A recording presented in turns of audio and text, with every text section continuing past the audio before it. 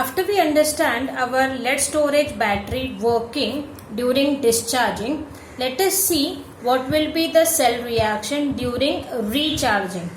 During recharging means now it is functioning as an electrolytic cell.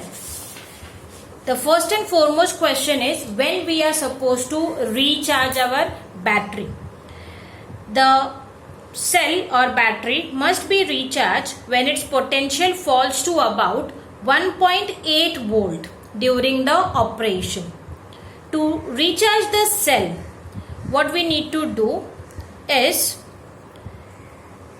we need to simply supply a potential that is slightly greater than the generated flow of the cell, which is 2 volts.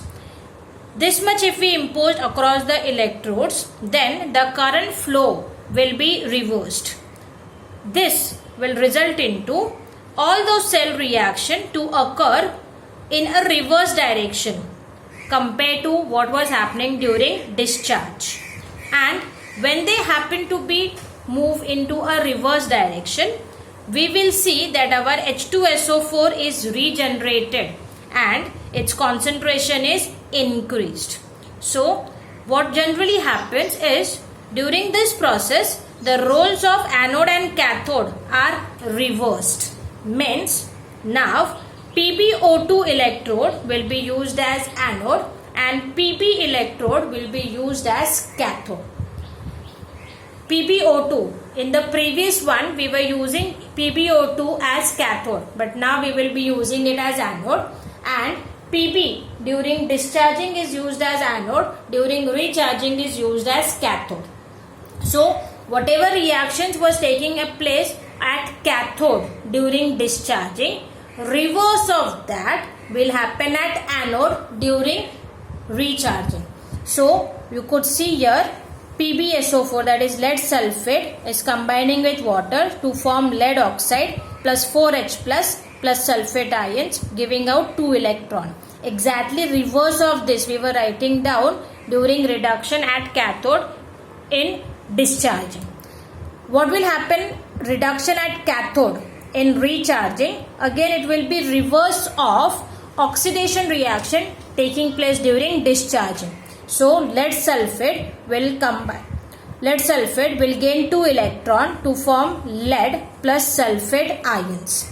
So when we add the two reaction, that is oxidation happening at anode and reduction happening at cathode, we could see that the number of electrons donated and the number of electron gain are same. We have PbSO4 2 times, so that is 2 PbSO4 plus 2 water molecules combining to give us lead oxide. Again 4H plus and 2SO4 2 minus will combine to give you 2H2SO4. So you could see that in the net cell reaction this time sulfuric acid is being regenerated. That is when we are recharging, means we are increasing the concentration of sulfuric acid. Exactly reverse was happening during the discharging. During discharging sulfuric acid was consumed, resulting into decrease in the concentration. So students, we have generally a question that how do we remember both the reactions? So for that the only thing is remember the reaction taking place during discharging. If you remember the reaction happening during discharging and the question is for recharging, then only 2 points you have to do. That is, the thing which is happening at cathode now will happen at anode, but it in the other way round. And the things which are happening at cathode during discharging will happen at anode during recharging, again in the reverse direction. Means in our net cell reaction, during recharging, whatever reaction we have, that will be actually the reverse of the net cell reaction of discharging. So we generally advise to the students, do not by heart both the things, because once you by heart both the things you get confused that which was charging, which was discharging and which was recharging. So preferably by heart discharging part, understand that properly, and reverse of that will be at recharging. Only remember that. That is very important thing. So an important note happening during the recharging of lead accumulator battery, that is H2SO4 is regenerated.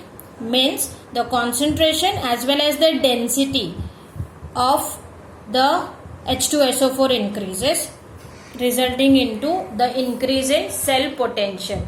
Means the one which has fallen before to 1.8 volt will come back to 2 volts, and once it reaches to 2 volts we can again use that as our galvanic or voltaic cell. Now after understanding lead accumulator battery both the ways, as galvanic cell as well as electrolytic cell, let us see what are its applications. We use it as a source of direct current in the laboratory, where we can use it. The all rechargeable batteries which we use it as a direct source of current, that is nothing but our lead accumulators battery only. Next thing is the cell one setup gives us 2 volt. We can use 6 sets of that so as to give us total 12 voltage of current, and this we can use in automobiles as well as we use it in our inverters. So our inverters battery which we use is nothing but our lead storage battery only. But an important point, it comprises of 6 sets because we need around 12 volt of energy. So that is why 12 volt of electric currents, and that is why we use a 6 sets of that in our inverters or in our automobiles. So that is our lead storage battery, an example of secondary voltaic cell, because we can recharge it. That is, we can regenerate our electrolyte which has been consumed during discharging. So lead accumulator battery or lead accumulator or lead storage cell is the same thing.